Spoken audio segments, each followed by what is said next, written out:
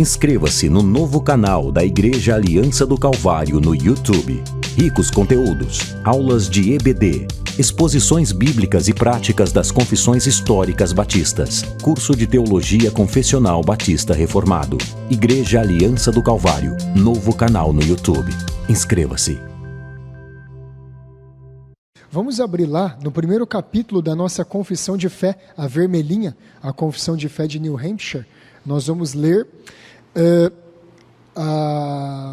o primeiro capítulo dela, sobre as Escrituras. Essa é a aula de número 15, e nós estamos estudando a confessionalidade batista, porque essa é a nossa confissão, e nós estamos estudando as Escrituras. E hoje nós vamos estudar um tema interessante desse ponto das Escrituras, sobre a inerrância da Bíblia. A Bíblia contém erros, existem falhas na Bíblia, existe um texto da Bíblia que contradiz um outro texto da Bíblia. O Antigo Testamento está brigando contra o Novo Testamento. O Deus do Antigo Testamento era um Deus de ira, um Deus de raiva, de ódio, que condenava, punia e executava o juízo rapidamente. E o Deus do Novo Testamento é um Deus de paciência, misericórdia, amor, que nem passa perto da ira. Nós vamos ver isso, porque os opositores da Escritura, aqueles que não acreditam na fidelidade da palavra de Deus, eles usam isso contra nós e dizem: não, a Bíblia não pode ser verdade, porque o Deus do Antigo Testamento não é o mesmo Deus do Novo Testamento. Há uma discrepância muito grande. A Bíblia contém falhas, a Bíblia contém contradições. Vamos estudar algumas delas nessa manhã, e no final da aula, eu quero fazer isso nessa aula e na aula que vem. Essa aula é inerrância, a próxima aula é fidelidade e suficiência das Escrituras. E aí nós vamos deixar um período de 15 minutos no final das duas aulas para a gente responder perguntas. Então, se você tiver alguma pergunta, pode anotá-la já no papel. Agora mesmo a gente vai passar o microfone e você pode perguntar sobre esse tema das Escrituras. Nós vamos fazer assim hoje e na semana que vem. Vamos ler lá então a nossa confissão de fé. Diz assim: cremos que a Bíblia Sagrada foi escrita por homens, divinamente inspirados, e é um perfeito tesouro de instrução celestial, que tem Deus como seu autor, salvação como seu fim, isso a gente viu na aula passada, e verdade sem qualquer mistura de erro, como seu conteúdo. A Bíblia contém erros, a Bíblia tem falhas, ou não, ela é absoluta verdade e não tem nenhuma mistura de erros. É isso que a gente vai estudar hoje. Mas antes vamos orar, fechar os nossos olhos. Senhor, obrigado por essa manhã, estarmos juntos na Tua presença e podermos aprender da Sua verdade. Deus, que o Senhor nos guie nesse estudo, que o Teu Espírito Santo tenha compaixão das nossas vidas e que o Senhor nos ajude a entender coisas que muitas vezes são difíceis para nós, coisas que são complexas, mas coisas que é da Sua vontade que venhamos a aprender. Que o Senhor abra os nossos olhos, que o Senhor abra os nossos ouvidos e que o Senhor nos dê a inteligência, a condição e a sabedoria necessária para discernir a Sua palavra, para entendermos que ela é perfeita no mais alto grau, para entendermos que não há contradições nem incoerências nas Escrituras, mas que nelas nós temos o caminho perfeito para que todo homem seja perfeitamente instruído em toda a justiça. Pedimos a Tua ajuda, Espírito, em nome de Jesus. Amém. Bom, então o nosso tema é esse, a inerrância.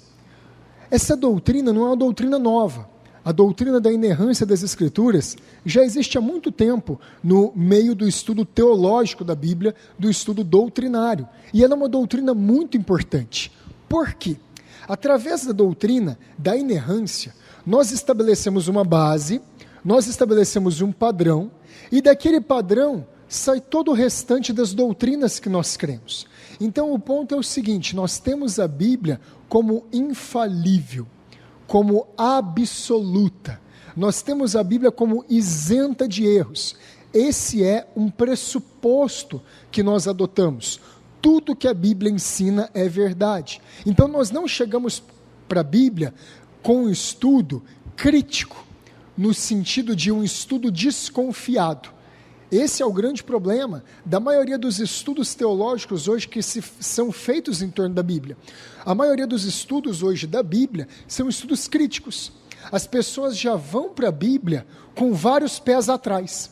Elas já vão para a Bíblia esperando encontrar algum erro, ou quando não encontra, colocando algum erro lá. Mas elas já vão assim para as Escrituras. E os nossos antepassados na fé cristã, eles não estudavam a Bíblia desse jeito. Eles estudavam a Bíblia partindo do pressuposto: seja Deus sempre verdadeiro e todo homem mentiroso.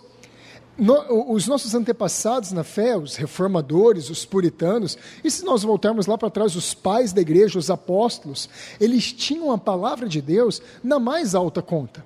Se alguma coisa tivesse errado, estava errado na interpretação deles. Se alguma coisa tivesse errado, estava errado no entendimento deles. Eles não compreenderam plenamente o que a Escritura falava. Hoje não. Hoje o negócio se inverteu. E hoje nós vamos para a Escritura desconfiados. Nós já vamos olhar, mas será que esse mar vermelho abriu mesmo? Ixi, mas será que Jonas foi parar mesmo na barriga de um grande peixe? Que peixe que é esse? Eu nunca vi.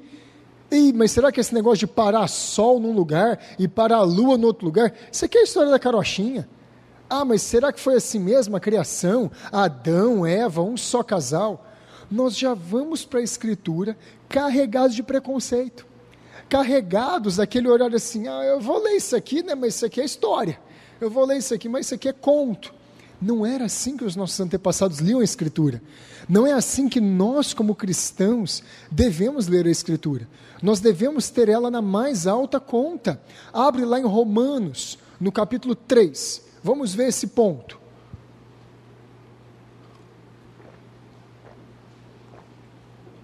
Romanos no capítulo 3. Olha só o versículo 1. Vamos explicar esse texto e aí a gente vai chegar no nosso ponto nele da inerrância. Os autores do Novo Testamento acreditavam na inerrância do Antigo Testamento. Isso é um testemunho muito forte para a gente. O apóstolo Paulo, quando ele olhava para o Antigo Testamento, ele falava: é palavra de Deus, não tem falha. Quando João olhava, quando Pedro olhava, é palavra de Deus, não tem falha, não tem erro. Ali não tem erro. Eles olhavam desse jeito. Então, esse testemunho é muito importante para estimular a nossa própria fé, para nós olharmos e falarmos assim: puxa, Paulo considerava a Bíblia isenta de falha. Pedro considerava a Escritura isenta de falha. Quem somos nós para desconsiderar um negócio desses? E é exatamente assim que os autores da Escritura olham para o Antigo Testamento e para o Novo Testamento, sem falha, perfeito. Vamos lá para o versículo 1. Qual é, pois, a vantagem do judeu? Ou qual é a utilidade da circuncisão?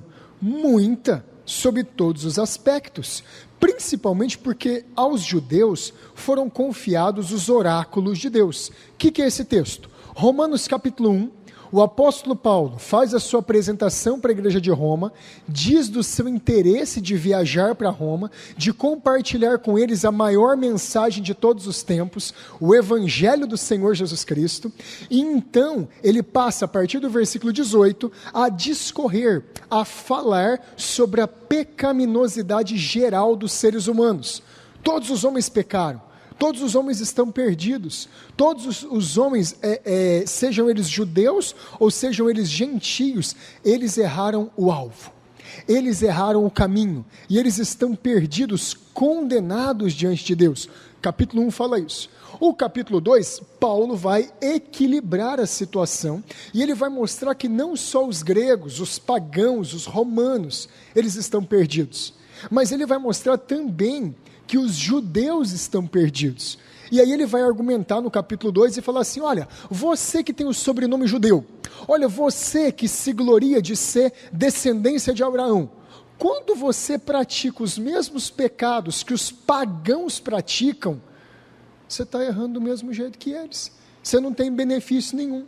E aí no capítulo 2 o apóstolo Paulo vai equilibrar o outro prato da balança e ele vai mostrar que todos os homens quer pagãos, quer gentios, quer judeus, são pecadores. E aí no capítulo 3, ele vai equilibrar de novo a balança. Por quê? Porque ele falou muito forte contra os judeus.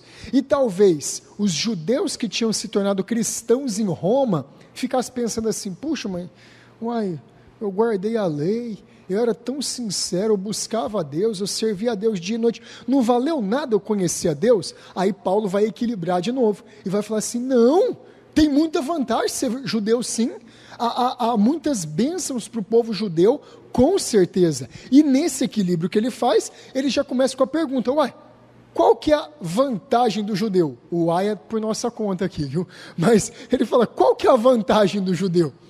Tem alguma vantagem ser judeu? Tem alguma vantagem alguém ser do povo de Deus? Ele vai responder, claro que tem. A circuncisão não foi inútil. Ser judeu não foi inútil. Por quê? Porque para os judeus foram revelados os oráculos. Para os judeus foi revelada a palavra de Deus falada. Isaías era judeu, Jeremias era judeu, Ezequiel era judeu, Daniel era judeu. Todos os homens do Antigo Testamento e todas as profecias do Antigo Testamento foram reveladas para o povo judeu. Então o povo judeu não é inútil. É isso que o apóstolo Paulo está explicando no capítulo 3. Só que ele vai avançar. Olha só, versículo 13 agora. E daí? Se alguns não creram, a incredulidade deles virá a desfazer a fidelidade de Deus? Essa pergunta é importante.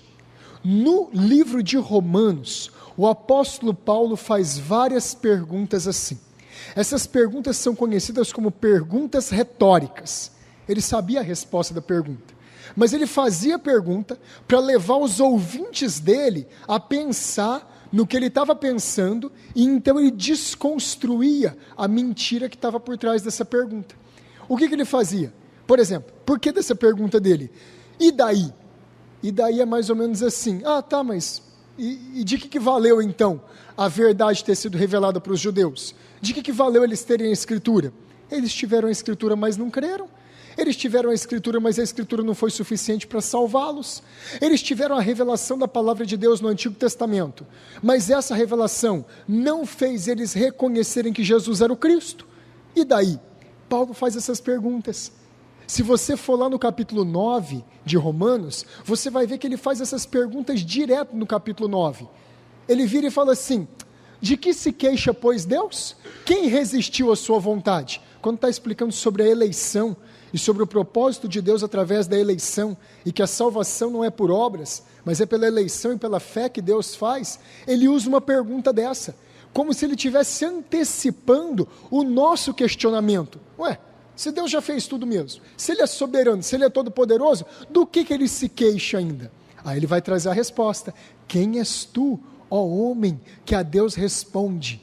Então, o apóstolo Paulo usa essas perguntas para mostrar o absurdo em nós, seres humanos, pecadores falíveis, de querer contraditar a palavra inerrante de Deus.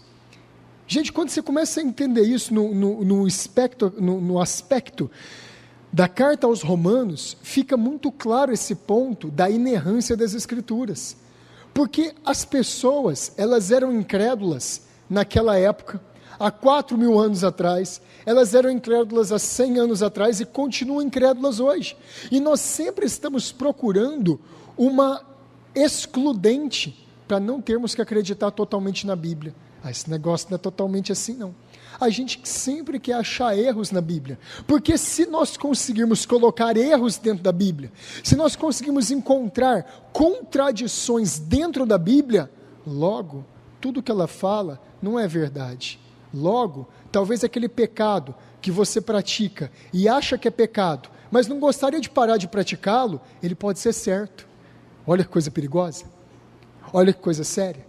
Se nós admitirmos que existem erros na Bíblia, qual que é o limite para falar o que é certo e o que é errado? Se nós admitirmos que tem erros na Bíblia, qual que é o padrão de casamento? Qual que é o padrão de santidade? Qual que é o padrão de salvação? Qual que é o padrão de criação dos filhos? Qual que é o padrão de relacionamento marido e mulher? E aí? Para onde que nós vamos correr? Para onde que nós iremos? Percebe o porquê que colocar erros na Bíblia é algo tão sério, é algo tão severo? Não é simples, não. Se a Bíblia contém erros, nós estamos perdidos. E o apóstolo Paulo, ele está usando essa argumentação aqui do mesmo jeito, porque algumas pessoas diziam que o Deus do Antigo Testamento estava errado. Por quê? Ele se revelou a Abraão, ele se revelou a Moisés, ele se revelou aos profetas, porém, essa revelação que ele fez para eles não foi suficiente para eles crerem quando o Messias apareceu.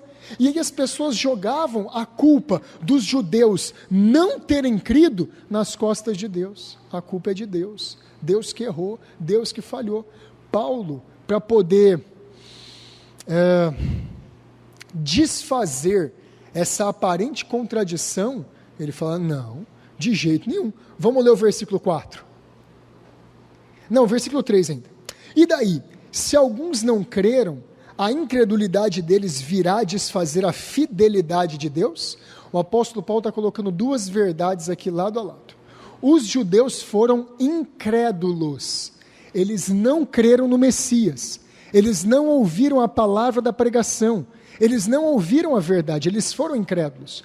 E aí Paulo está colocando essa verdade, é um fato, eles não creram mesmo. Muitas pessoas na época de Jesus não creram em Cristo. Os judeus não se converteram em massa ao cristianismo. Beleza. E ele pega uma outra verdade dos atributos de Deus e ele vai falar da fidelidade de Deus. Olha, será que porque os judeus foram incrédulos, Deus então não é fiel com as promessas dele? Porque para eles poderem crer, Deus precisaria ter dado condição a eles. Como eles não receberam essa condição de crer, será que a falha não está na soberania de Deus? Percebe que na Bíblia está todas as perguntas que a gente faz? Está tudo aqui, as dúvidas que nós temos, está tudo colocado aqui. Outras pessoas tiveram essas dúvidas antes. Aí o apóstolo Paulo vai responder, e aí? Eles foram infiéis. Eles foram infiéis porque Deus fez eles serem infiéis? Ou porque a fidelidade de Deus não ajudou eles a ter fé? As perguntas complicadas, né? Isso aqui entra num campo do estudo da lógica que é importante explicar. Paradoxo e antinomia. O que acontece? A Bíblia, por definição, ela não tem paradoxos. Paradoxos são duas verdades, elas são verdades, e as pessoas querem fazer com que ao mesmo tempo essas duas verdades, elas interajam, e não vai dar certo. Por exemplo, ao mesmo tempo e no mesmo espaço, é impossível que a água seja líquida, sólida e gasosa. Isso é um paradoxo, isso é uma mentira, uma falha, é uma falácia, não dá. Olha, se ela passar de 100 graus, ela vira gasosa. Se ela passar de 0 grau, ou no 0 grau, ela vai para o estado sólido dela. Perfeito. Mas eu não posso dizer que eu tenho a mesma, no mesmo tempo, na mesma temperatura, de dois jeitos diferentes. Eu sei que no 0 grau tem um pouco líquido, tem um pouco sólido, mas não precisa tanta minúcia assim. Eu só estou querendo mostrar que são duas verdades que elas estão em choque. Não dá. O que é um paradoxo? Olha, eu dizer que eu amo a minha esposa, mas eu traí-la. Isso é um paradoxo. Isso é uma mentira. Nossa, eu amo tanto a minha esposa, mas eu traio ela. Eu não sou leal com a minha esposa. Então, eu não amo a minha esposa coisa nenhuma. Olha, eu amo a Deus, eu amo a palavra de Deus, mas se eu não obedeço o que a palavra de Deus fala, isso é um paradoxo, isso é uma mentira. Eu não estou amando coisa nenhuma. Eu posso dizer que eu amo, mas a minha atitude de desobedecer o que Deus manda contraria a primeira afirmação que eu fiz. Eu falei que eu amo, mas se eu amo eu tenho que obedecer. Quando eu não obedeço, eu estou contrariando o que eu falei que eu amo. Esse é um paradoxo. Isso aqui que apareceu na Bíblia, incredulidade contra a fidelidade de Deus, não é um paradoxo. Isso aqui não são duas verdades que elas nunca vão conseguir andar juntas. Não. Isso aqui é uma antinomia. Antinomia vem de uma palavra grega. Anti é um sufixo latino que significa contra, nomos é lei no grego, e significa contrariedade de leis. Antinomia é um termo na filosofia e na lógica, o estudo da razão, que mostra para nós que existem duas verdades, elas são verdade ao mesmo tempo, mas nós não sabemos muito bem como conciliá-las, mas elas não se excluem mutuamente. Por exemplo, a Bíblia afirma categoricamente, em 1 João, Deus é amor. Não está escrito lá que Deus é amor? Deus é amor. Como é que o Deus que é amor mandou matar mulheres, crianças, vacas, ovelhas e homens dos amalequitas? Não parece um paradoxo? Mas como é que Deus é amor? E ele mandou matar uma cidade inteira, arrasar todo mundo. Por que ele fez isso? Esse não é um paradoxo, isso é uma antinomia.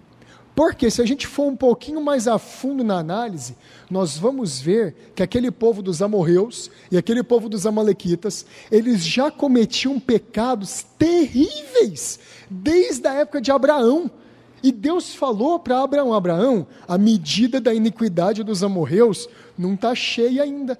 Muita gente usa essas passagens do Antigo Testamento para mostrar que tem erros na Bíblia. Olha ela explicada aqui e não tem erros. Deus é amor. Justamente por Deus ser amor, Deus puniu implacavelmente os amorreus e os amalequitas, porque eles sacrificavam os filhos deles. Porque eles eram totalmente desleais em tudo que eles faziam. Chegou o tempo do Deus que é amor trazer uma justa retribuição contra aquelas pessoas que fizeram tantos pecados. Então, não era injusto matar todas aquelas pessoas, não é um mandamento contrário. O Deus de amor aceitar a pena de morte. Não é um mandamento contrário. O Deus de misericórdia, benevolência e bondade, em alguns casos, onde ele não quer mais exercer misericórdia, ele exerce juízo, ele exercerá a pena de morte. É uma contrariedade aparente, mas ela não é verdadeira, ela não é justa, não. E aí o apóstolo Paulo responde aqui para a gente no versículo 4, olha lá o versículo 4, Paulo mostrando para nós por que não tem erro. De maneira nenhuma, está escrito na nossa Bíblia. Tem erro da parte de Deus? A incredulidade dos judeus anula a fidelidade de Deus? Ele fala, mas de jeito nenhum. No original grego aqui, sabe como é que é? Deus o proíba. Paulo não tinha nada mais forte para falar, aí ele fala assim, Deus o livre, Deus o proíba de Deus errar, Deus nunca vai errar. Aí ele continua aqui e fala assim, ó, seja Deus verdadeiro e mentiroso todo homem, segundo o que está escrito. Espera aí que a gente já vai ler a parte de baixo. Qual é a base para o apóstolo Paulo dizer que a Bíblia não erra? Qual é a base para o apóstolo Paulo dizer que as Escrituras não contêm falha? O caráter de Deus. A pessoa de Deus. Deus é, por definição, sempre verdadeiro. E nós somos falíveis, passíveis ao erro. Deus não é passível ao erro. Deus não é passível a falhar. Por isso, Deus, em tudo que Ele falar, por mais difícil que seja, por mais complexo que seja entender aquele texto na Escritura, por mais duro que seja de engolir aquela verdade, por mais complexo que seja de poder organizar aquilo na nossa mente, Deus está certo, nós estamos errados. Deus está correto no que Ele falou. Nós é que podemos não ter entendido da maneira correta. Nós é que podemos não querer cumprir do jeito que está ali. Mas seja Deus sempre verdadeiro e mentiroso todo homem. E aí Paulo vai dar a base bíblica do porquê Deus é sempre verdadeiro e porquê o homem é sempre mentiroso. Vamos lá, versículo, sempre não, né? O homem está fadado a falhar. Para quê? Para seres justificado nas suas palavras e venha vencer quando forem julgados. Mas, se a nossa injustiça traz a lume a justiça de Deus, que diremos? Porventura será Deus injusto por aplicar a sua ira? Falo como homem. Certo que não. Do contrário, como julgará Deus o mundo? Aí aqui Paulo vai usar a lógica para ele mostrar o porquê que Deus está sempre certo e o homem está errado. E o porquê da infidelidade dos judeus ser culpa apenas deles. Eles foram incrédulos, Deus não forçou ninguém a ser incrédulo. Eles foram pecadores, eles erraram, Deus não forçou isso. Deus permaneceu fiel. Por quê? Pedro é judeu, não é? Paulo é judeu, não é? É. Tiago era judeu. João era judeu. Mateus era judeu. Tantos ali apóstolos, eles eram todos judeus. Deus foi infiel com as promessas dele? Tiveram judeus que se converteram? Sim. Tiveram judeus que viram em Jesus o Messias? Sim. A fidelidade de Deus foi anulada? De jeito nenhum. É isso que o apóstolo Paulo está querendo provar aqui. E ele usa um texto difícil para a gente entender. Para seres justificados nas suas palavras, e venhas a vencer quando fores julgados. Isso aqui está fazendo referência a Deus. Deus é sempre verdadeiro, porque as palavras de Deus são sempre justificadas pelo cumprimento delas. É isso que Paulo está querendo dizer. E quando alguém quiser colocar Deus em julgamento, ele sempre possa vencer, porque não somos nós que julgamos a Deus, é Ele que julga a nós. Ele é o padrão para medir a gente. O texto é difícil, a passagem aqui do apóstolo Paulo não é tão simples de entender, mas quando ela fica explicada, você fala assim, gente, faz todo sentido. Deus não é injusto de aplicar a ira dele sobre os judeus. Os judeus não creram. E a base pela qual Deus vai julgar o mundo é obediência ou desobediência. Eles desobedeceram, a culpa é toda deles. Eles obedeceram, a virtude é da graça de Deus e da bondade do Senhor. Pastor, mas olha isso aí de novo, dá nó na cabeça da gente. Como é que faz? É Deus ou é o homem? Queridos, o Charles Spurgeon, ele fala um pouco sobre isso numa pregação dele, e ele fala da responsabilidade humana e da soberania divina, como se elas fossem as duas linhas, as duas partes de ferro de uma estrada de ferro, a linha da direita e a linha da esquerda. Elas não se cruzam aqui na terra, mas lá no céu, lá na presença de Deus, tanto a soberania de Deus, quanto a responsabilidade do homem, na mente de Deus, elas são perfeitas, e não tem nenhuma falha nisso tudo. Nós é que não sabemos explicar completamente como é que essas coisas funcionam, mas a Escritura não tem problema nenhum em afirmar essas coisas. A Escritura não tem nenhuma dificuldade de afirmar a soberania de Deus e a responsabilidade do homem de outra parte. Os erros estão sempre na nossa parte. Vamos abrir lá em Hebreus capítulo 6, vamos ver um pouquinho mais da inerrância de Deus. Deus é verdadeiro, isso é o princípio. Nós falhamos, nós nos enganamos. Hebreus capítulo 6, versículo 18.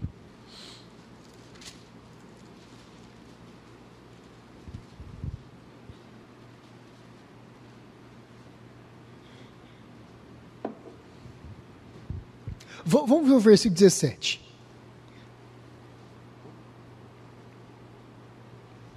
Hebreus 6, 17.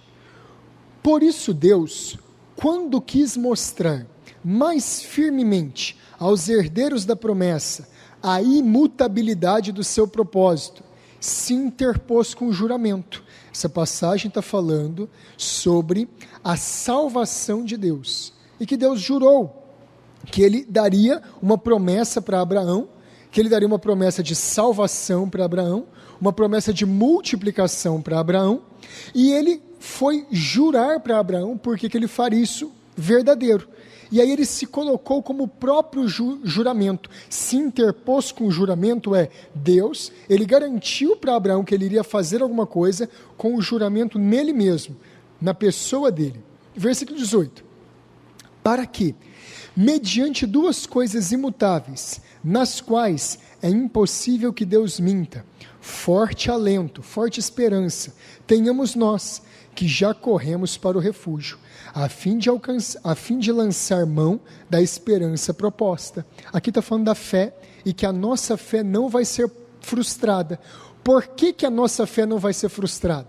Porque que se você crer em Deus, e se você confiar toda a sua vida em Deus, você não vai ser decepcionado. Porque É impossível que Deus minta. É impossível que contenha erros na palavra de Deus.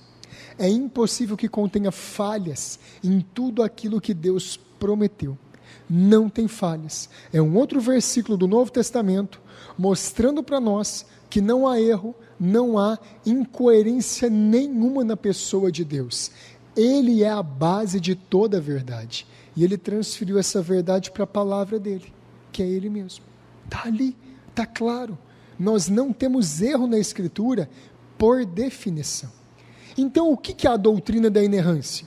A doutrina da inerrância, ela afirma que as Escrituras, nos manuscritos originais, no hebraico, aramaico e grego, não afirmam nada contrário aos fatos que realmente ocorreram. Isso é a doutrina da inerrância. Nos originais, no grego, no hebraico, não contém nenhum tipo de falha. E cada um daqueles fatos que a Bíblia fala que aconteceu daquele jeito, aconteceram mesmo. E não tem erro nenhum nas Escrituras. A Bíblia sempre expressa a verdade a respeito de tudo que ela deseja tratar. Fé, prática, relatos, história, tudo que está nas Escrituras é absolutamente verdade. Não há margem, não há espaço nenhum para que a palavra de Deus contenha erros. Nós erramos. O erro, ele é próprio da nossa vida. O erro é próprio das coisas que nós fazemos, é próprio dos pecadores. O erro não é próprio de Deus, que é perfeito, que é absoluto e que não existe nenhum tipo de contradição nas Escrituras. Olha só que interessante. A nossa suposição deve sempre ser favorável a Deus e desfavorável a nós.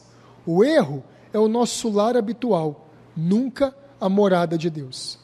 O erro faz parte da gente. Falar que eu errei, nossa, a coisa mais fácil do mundo, é o que eu só faço. O Lutero falava isso, pecador é o meu nome, pecador eu me chamo. Pecar é com a gente mesmo, com Deus não. Com Deus é sempre o que está certo, com Deus é sempre o que está correto, no mais alto grau. Pastor, mas como é que faz então? A gente olha para o Antigo Testamento e nós vemos que no Antigo Testamento Deus era sem trégua, Deus era sem misericórdia, era pau, pau, pedra, pedra, olho por olho, dente por dente, não tinha misericórdia, não tinha graça no Antigo Testamento. Não tinha graça? Vamos abrir lá então, no segundo livro de Samuel, no capítulo 11. Vamos ver se não tem graça no Antigo Testamento. Não tem graça não, tudo é por sacrifício, por obediência, e quem errar vai morrer. Vamos ver se é assim. Segundo livro de Samuel, no capítulo 11. Veja lá. Se não existe graça no Antigo Testamento, vamos ver. Capítulo 1, versículo 1. Decorrido um ano, no tempo em que os reis costumam sair para a guerra, enviou Davi a Joabe e seus servos com ele, e a todo Israel, que destruíram os filhos de Amon e sitiaram Rabá. Porém, Davi ficou em Jerusalém. Uma tarde, levantou-se Davi do seu leito e andava passeando no terraço da casa real.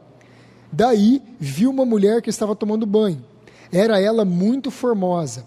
Davi mandou perguntar quem era. Disseram-lhe, é Batseba, filha de Eliã, mulher de Urias, o heteu. Então, enviou Davi mensageiros que a trouxessem. Ela veio e ele se deitou com ela. Tendo-se ela purificado a sua imundícia, voltou para sua casa. A mulher concebeu e mandou dizer a Davi, estou grávida. O rei Davi cometeu um adultério de caso pensado. Ele foi pensado. Ele perguntou quem era a mulher. Falaram para ele, olha, ela é filha de Eliã. Quem que é Eliã? Um dos valentes de Davi. Olha, ela é esposa de Urias. Quem que é Urias? Outro dos valentes de Davi. Olha, essa mulher é casada, ela tem pai, ela tem esposo, e o que você quer mexer com ela, Davi? Não, manda trazer. Davi pecou totalmente consciente. Davi fez o que ele quis, totalmente consciente. Aqui a responsabilidade humana de Davi. Mas o Deus do Antigo Testamento é um Deus de ferro. Ele é um Deus que não tem misericórdia, e Deus só aceita a mais absoluta justiça e perfeição. Qual que é a expectativa, então, da gente encontrar aqui na história? A morte do rei Davi. Vamos lá, então, no capítulo 12. Capítulo 12, versículo 1. O Senhor enviou Natã a Davi. Chegando Natã a Davi, disse... Aí Natã vai contar uma história para Davi. Ele conta essa história para Davi. Davi, ele fica muito bravo, porque ele tem o senso da justiça de Deus. Olha o versículo 5. Então, o furor de Davi se acendeu sobremaneira contra aquele homem que supostamente tinha pecado. E disse a Natã: tão certo quanto vive o Senhor, o homem que fez isso deve ser morto. Davi conhecia Deus. Davi conhecia o senso de justiça de Deus. O que veio na cabeça de Davi quando ele ouviu de um pecado tão mau que o profeta Natã levou ele para julgar? Morte. Mata esse cara. Ele deve morrer. A continuação. Disse Natã: tão certo como vive o Senhor. O homem que fez isso deve ser morto. Versículo 7. Então disse Natã a Davi: tu és esse homem. Assim diz o Senhor Deus de Israel: te ungi rei sobre Israel, te livrei das mãos de Saul, dei-te a casa de teu senhor, as mulheres do teu senhor nos teus braços, e também te dei a casa de Israel e de Judá. E se isso fosse pouco, eu teria acrescentado tais e tais coisas. Porque, pois, desprezaste a palavra do Senhor, fazendo o que era mal perante ele. A Urias o Heteu feriste a espada, e a sua mulher tomaste por esposa, depois de o matar com a espada dos filhos de Amon. Davi pronunciou a própria sentença dele. Davi pronunciou, olha, olho por olho, dente por dente. E Davi então deveria ser morto. Davi então deveria perecer. É isso que a Escritura está falando para a gente aqui. Davi morreu? Olha o que Davi faz. Versículo 13. Então disse Davi a Natã: pequei contra o Senhor. Natã, no versículo 13, disse Natã a Davi: também o Senhor te perdoou o teu pecado, não morrerás. Olha o Deus de ira aqui do Antigo Testamento. Aí vai um punhado de gente para chat, para blog na internet, querer achar contradição na Bíblia. Aqui está cheio de contradição na Bíblia. Não está não. O Deus do Antigo Testamento irado, o Deus do Antigo Testamento que fez várias coisas justamente, perdoou um homem que merecia ser perdoado, um homem que tinha conhecimento da lei de Deus, um homem que conhecia muito bem a palavra do Senhor. Então pecar, conhecendo a Bíblia, o tanto que Davi conhecia, era muito mais grave. Davi pediu perdão, Davi se arrependeu, Deus perdoou Davi, gente. Olha o Deus do Antigo Testamento agindo com graça, olha o Deus do Antigo Testamento agindo com misericórdia. Mas o Novo Testamento, parece, gente, que na cabeça de algumas pessoas, o Novo Testamento é cor-de-rosa, o Novo Testamento dá flor para todo mundo, e o Novo Testamento, é só bondade, é só o amor de Deus, você pode pecar, você pode fazer o que você quiser, Deus é amor. Não, se Deus for amor do jeito que a maioria das pessoas aí fora falam, Deus não é amor, Deus é um frouxo covarde, que não faz a palavra dele valer de jeito nenhum. O Novo Testamento, só tem Deus perdoando? Só tem Deus sendo misericordioso? Você quer ver Deus matando gente no Novo Testamento? Atos capítulo 5, abre lá. Nós estamos estudando a inerrância e vendo que não há contradições na Bíblia. Atos capítulo 5. Deus é bom, Deus é gracioso, mas Ele não tem o culpado por inocente. Atos 5, versículo 1. Entretanto, certo homem chamado Ananias, com sua mulher Safira, vendeu uma propriedade, mas, de comum acordo com a sua mulher, reteve parte do preço, e levando o restante, depositou aos pés dos apóstolos. Deixa eu explicar isso aqui para ficar claro.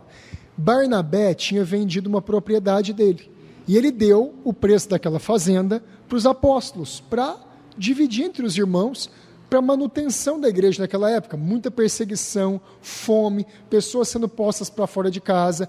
Barnabé vendeu, foi tocado por Deus e deu todo o preço da fazenda que ele tinha, ele deu para os apóstolos. Ananias e Safira, querendo parecer espirituais, querendo parecer justos, querendo levar uma casquinha ali com o pastor, o que eles fizeram? Eles venderam também a propriedade deles, mas eles combinaram, a gente vendeu por 100, quando você chegar perto de Pedro, de João, fala que foi por 80, e vamos dizer que a gente está dando os 80 para eles.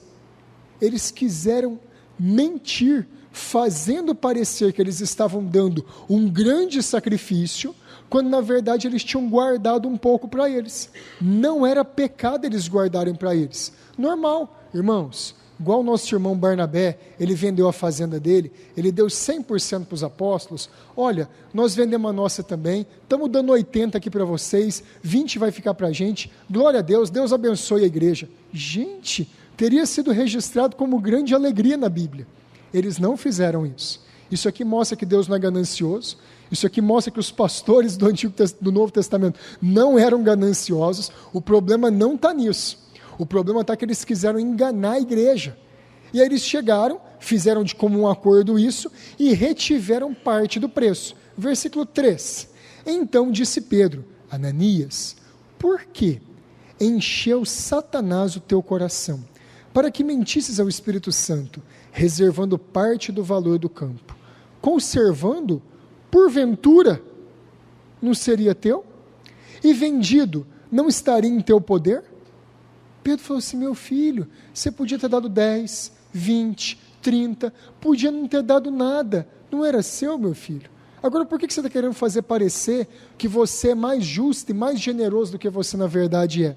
Aí Pedro completa: como, pois, assentaste no teu coração esse desígnio, não mentistes aos homens, mas a Deus. Ouvindo essas palavras, Ananias caiu e expirou, sobrevindo grande temor a todos os ouvintes. Ó o Deus do Novo Testamento, ele mentiu ao Espírito Santo. Na hora aconteceu o juízo, na hora Deus matou aquele homem. E quando a mulher dele chegou depois, e ela manteve a mesma mentira, morreu também. Novo Testamento, gente, Deus fulminando pessoas imediatamente. Então não há contradição entre o Antigo Testamento e entre o Novo Testamento. Inerrância não significa que a Bíblia ensina exaustivamente um assunto, mas que ela é verdadeira em tudo que ela ensina. A Bíblia não fala tudo que a gente gostaria de saber, talvez, sobre o sistema solar, sobre Saturno, sobre Plutão. A Bíblia não fala sobre vida em outros mundos. A Bíblia não fala sobre qual que é o limite para o homem. A Bíblia não fala um dia o homem vai conseguir morar no espaço. A Bíblia não fala sobre isso. Esses não são questionamentos da Bíblia. Só que tudo que a Bíblia fala é verdade. É esse o ponto. A Bíblia não esgota toda a enciclopédia de assuntos humanos. Mas tudo que a Bíblia fala sobre qualquer assunto é verdade. Esse é o conceito correto de inerrância. A Bíblia não fala de tudo que a gente gostaria, mas a Bíblia está certa em tudo que ela fala. Gênesis capítulo 1 e 2. Eu tenho certeza, gente, que tem muitos de nós aqui que eu adoraria saber: Deus, como é que foi esse negócio do Senhor separar as águas em cima do céu e as águas embaixo do firmamento? Deus, como é que foi esse negócio do Senhor colocar os luzeiros no céu? Como é que o Senhor fez isso? Deus, como é que o Senhor criou a luz? Deus, o homem foi criado do barro da terra. Como é que o Senhor fez uma proeza dessa? Como é que o Senhor... Uma questão que toda vez que eu faço casamento, às vezes eu lembro, e Deus fez cair um profundo sono sobre Adão, e abriu o lugar da sua costela, e retirou uma costela sua, e depois fechou a carne no lugar. Deus, que cirurgia que foi essa que o Senhor fez em Adão? Deus, por que o Senhor fez a mulher da costela de Adão? São muitas coisas que a gente gostaria de saber. Isso está tudo em Gênesis capítulo 1, 2 e 3. E a gente adoraria saber de muitas verdades que estão ali. Deus não revelou tudo, mas o que está ali é verdade. O que está ali é correto. O que está ali é perfeito, não tem mistura de erro. Mas faltam detalhes. Faltam coisas que a gente gostaria de saber. Mas que árvore que é essa, gente? Do conhecimento do bem e do mal? É árvore. Que fruta que foi aquela? Tem tanta coisa que a gente gostaria de saber, mas não está plenamente revelado. Mas tudo que está revelado é verdade. Quer ver um exemplo interessante disso? Salmo 139, 14, não precisa abrir lá, fala de Davi, e Davi diz assim: Senhor, de um modo assombroso me entreteceste no ventre da minha mãe, de um modo maravilhoso o Senhor me formou no ventre da minha mãe. Queridos, a Bíblia não fala tecnicamente de todas as fases da gestação, de todas as fases da gravidez. A Bíblia não fala sobre a fecundação, não fala sobre o crescimento celular, não fala do óvulo ficando grudado na parede do útero. A Bíblia não fala de nada disso. A Bíblia não aborda essas coisas, ela não aborda esses assuntos. Só que ela é verdadeira. Olha, de um modo assombroso, o Senhor me criou. Davi falou assim, olha, eu não sei explicar como é que eu fui criado, como é que da minha mãe e do meu pai foi produzido eu no ventre da minha mãe, mas eu sei que é um modo assombroso, eu sei que é um modo extraordinário, eu sei que é um modo formidável, é fantástico isso que Deus fez. A Bíblia é verdadeira, apesar dela não relatar toda a gestação e concepção de um bebê, ela é verdadeira nas partes que ela fala. Pronto. Uma coisa que as pessoas adoram usar como contradição na Bíblia. Abre lá em Levítico capítulo 11. A Bíblia tem falha. Vamos ver se tem.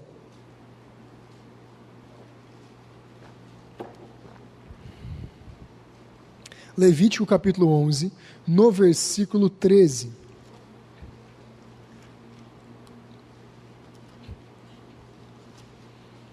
Levítico 11, 13. Levítico 11 fala sobre as leis alimentares, dietéticas de Israel. Por que os judeus não podiam comer carne de porco? Por que tinha coisas que eles podiam comer, tinha outras coisas que eles não podiam comer? E aqui no meio da comida tem uma descrição que ela está incorreta, de acordo com a ciência moderna. Mas nos tempos bíblicos ela não estava incorreta, e até hoje eu vou explicar por que ela não está totalmente incorreta. Vamos lá. Levítico 11, versículo 13. Das aves, vê bem, está falando de árvore não, está falando de ave aqui, de passarinho, das aves. Estas abominareis, não se comerão, serão abominação. E aí ele vai dar vários nomes. Vai no versículo 19. A cegonha, a garça, segundo a sua espécie, a polpa e o morcego. Opa! Morcego não é árvore. Morcego não é árvore. Calma, morcego não é ave. A árvore ele não é mesmo, não. Morcego não é ave, não é ave. É. Desde quando que a gente sabe que morcego não é ave? Olha que deve fazer menos de 150 anos. Quando eles mudaram a taxonomia moderna de classificação dos animais. Morcego é um Quiropteros, esse que é o nome do morcego. Morcego não é ave, ele é um Quiropteros, que significa um animal que tem membranas finas entre os dedos e na lateral do corpo, formando uma asa. Isso é morcego, Quiropteros. Gente, isso é coisa recentíssima, tem pouco mais de um século. Até naquela época lá, jogou para cima, voou, não caiu no chão, é passarinho, ave, ué. Está tudo certo, está voando, não tem nenhum erro, gente, na escritura. Foi descobrir que o morcego era mamífero muito tempo depois, mas ele voa, ele é passarinho, na linguagem bíblica é ave. A linguagem bíblica não é uma linguagem científica. Taxonomia é a ciência, dentro da ciência da biologia, que classifica os animais de acordo com as suas famílias, os seus grupos e os seus filos. Então você tem lá o cachorro, ele é dos canídeos. Então isso daí é a classificação moderna da ciência. Isso é muito recente, gente, isso é de 1800 e pouco para cá.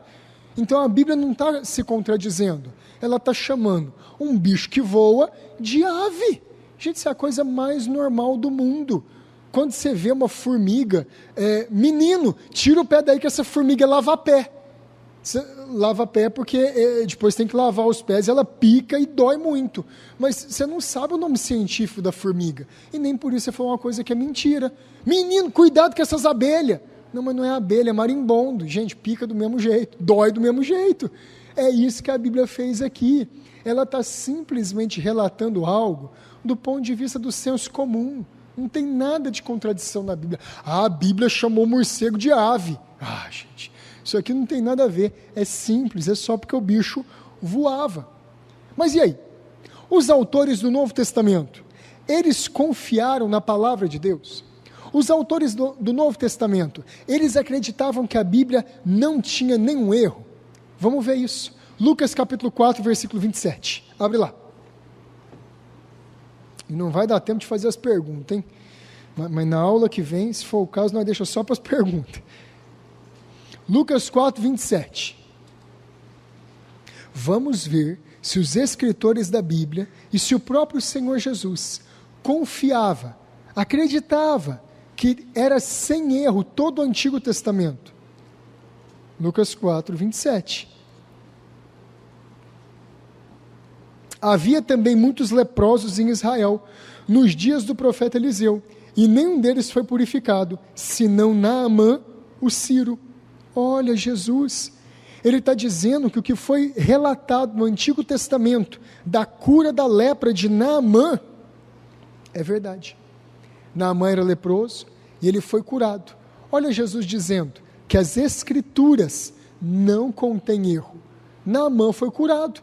Eles acreditavam nessas histórias do Antigo Testamento, acreditavam na doutrina do Antigo Testamento. Volta para Mateus. Mateus 12, 40. Mais uma confirmação do Antigo Testamento.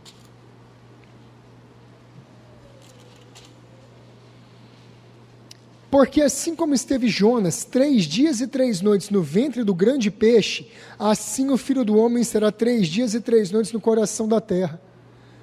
Está aqui, gente. O Senhor Jesus afirmou, Jonas esteve 3 dias e 3 noites no interior do peixe. Não sei como, não sei de que jeito, não sei que peixe que era. Alguns estudiosos da Escritura, eles falam o nome do peixe, eu esqueci, eu não vou lembrar agora. Não é uma baleia. Não é uma baleia, não, é um peixe mesmo, é um peixe gigante, de água salgada. Diz que ele comeu, e Jesus está confirmando aqui perfeitamente. Jonas foi comido por esse peixe, engolido por ele, e ele permaneceu 3 dias e 3 noites lá. Os escritores e o próprio Senhor Jesus acreditavam plenamente na fidelidade, na inerrância do Antigo Testamento. Romanos capítulo 9, vamos lá, Romanos capítulo 9, versículo 10. Mostrando a historicidade de Rebeca, a historicidade de Isaac, a historicidade de Abraão, de Jacó, de Esaú, e mostrando que Deus escolheu o destino deles enquanto eles nem eram nascidos. Versículo 9. Romanos 9, versículo 9 mesmo. Porque a palavra da promessa é essa: por esse tempo virei, e Sara terá um filho. E não somente ela, mas também Rebeca, ao conceber de um só Isaque, nosso pai, e ainda não eram os gêmeos nascidos, nem tinham praticado bem ou mal, para que o propósito de Deus quanto à eleição prevalecesse, não por obras, mas por aquele que chama. Paulo acreditava perfeitamente que os gêmeos, no ventre de Rebeca, filhos de Isaque, eles eram 2 pessoas que Deus escolheu antes deles terem nascido, para que o propósito da eleição de Deus ficasse claro. São doutrinas difíceis, são doutrinas complexas da Escritura, mas nós estamos vendo Deus determinando o futuro desses meninos antes deles nascerem. E não foi Deus que fez Esaú pecar. Esaú pecou pelo próprio pecado e maldade dele. E não foi Jacó que mereceu a salvação, porque foi Deus que pela graça salvou um homem que era usurpador. A verdade de Deus está mantida, não há erro na Escritura, não há contradição na Bíblia. Vamos ver um outro aqui, Lucas 17, vamos abrir lá. Lucas 17, versículo 29, pode ir anotando. Mas, no dia em que Ló saiu de Sodoma, choveu fogo do céu, e enxofre, e destruiu a todos. Gente, está claríssimo aqui. O Senhor Jesus, mais uma vez, mostrando, houve uma destruição total de Sodoma e Gomorra. Choveu fogo do céu, Ló escapou de lá, e isso foi um julgamento divino para aquelas cidades pecadoras. Inerrante. O Antigo Testamento está certo. Gente, essa história de Ló aqui, ela é antiquíssima. Essa história de Ló aqui é quase 4.000 anos antes de Jesus. É muito tempo. E Jesus falou assim, é tão verdade quanto se tivesse acontecido hoje. Tivesse tirado foto, tivesse postado no Facebook, tivesse corrido na mídia mundial, é hoje. Factual, verdadeiro, não há nenhum erro. Uma outra coisa aqui que confere a inerrância da Bíblia, 2 Pedro 2,16, essa aqui é boa.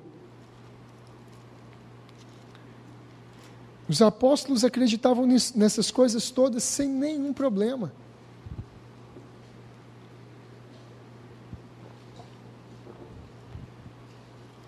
Segunda Pedro 2:9. Desculpa, 16. 2 Pedro 2:16. O 15. Abandonando o reto caminho, se extraviaram, seguindo pelo caminho de Balaão, filho de Beor, que amou o prêmio da injustiça. Recebeu, porém, castigo da sua transgressão, a saber, um mudo animal de carga, falando com voz humana, refreou a insensatez do profeta. Pedro acreditava piamente que a jumenta falou. Gente, se a Xuxa acredita que tem duende, nós não pode acreditar na Escritura. A mulher acredita nisso. Nós não podemos acreditar na Escritura. O apóstolo Paulo, ele está falando aqui de um jeito, o apóstolo Pedro, falando de um jeito claro. Olha, Deus repreendeu a loucura de Balaão através de uma jumenta falar, através de um animal de carga falar. A Bíblia não via isso como problema. Um embaraço. Nossa, imagina a Bíblia falar que um jumento falou, que uma jumenta falou, falar que um animal de carga falou. Imagina, eles não esconderam nada disso. Deus falou, que falou.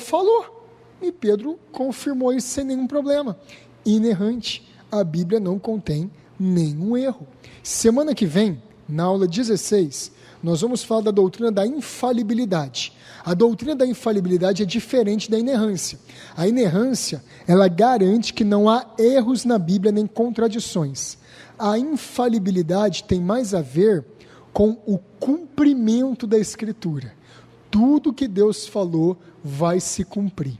Cada profecia, cada palavra, cada coisa que Deus falou que iria se cumprir, se cumpriu. Na aula que vem nós vamos ver um pouquinho sobre o cumprimento das profecias messiânicas. Então nós vamos ver algumas profecias messiânicas que se cumpriram. Jesus, de quem que ele nasceu, onde que ele nasceu. Essa é a infalibilidade das Escrituras. E nós vamos ver a doutrina da suficiência. Tudo que nós precisamos saber da palavra de Deus, tudo que nós precisamos saber para a nossa vida, para a salvação e para vivermos uma vida que agrada a Deus, está nas Escrituras. Nós não precisamos de nenhuma nova revelação. Nós não precisamos de nenhum novo profeta. Nós não precisamos de nenhuma nova igreja com uma nova revelação. Tudo que a gente precisa está nas Escrituras. Tudo. E semana que vem a gente abre para as perguntas.